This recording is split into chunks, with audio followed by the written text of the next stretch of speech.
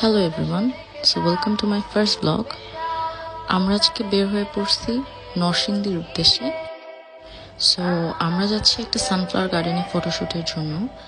আমি কিছু ছবি যখন স্টোরিতে শেয়ার করি, অনেক মানুষ আমাকে লোকেশন সম্পর্কে অনেক কোয়েশ্চেন করছেন। সো এটার ব্যাপারেই ডিটেল টুকিটাকি কিছু আলাপ করব।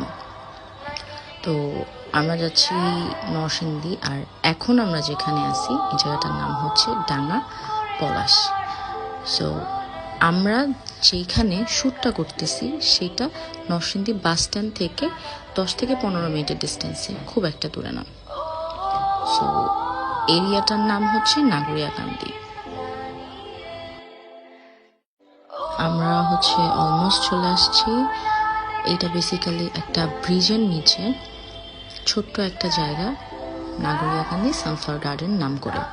এটার ভিতরে ঢুকতে এন্ট্রি ফি লাগে 30 টাকা।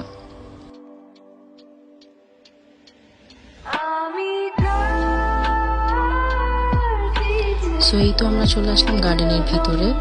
অন্যান্য দিনের তুলনায় সেদিন একটু বেশি রোদ ছিল, আর রোদের জন্য আমাদের শ্যুট করতে একটু প্রবলেম হয়েছে, যেটা আমাকে দেখেই বোঝা যাচ্ছে।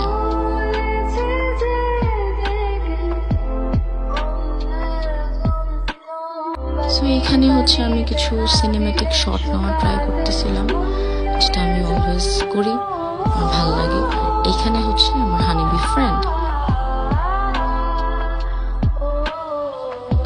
জায়গাটা খুব সুন্দর ছিল, সব ক্ষেতে যদিও সানফ্লাওয়ার ছিল না, বাট আমাদের ছবি তোলার জন্য এনাফ ছিল।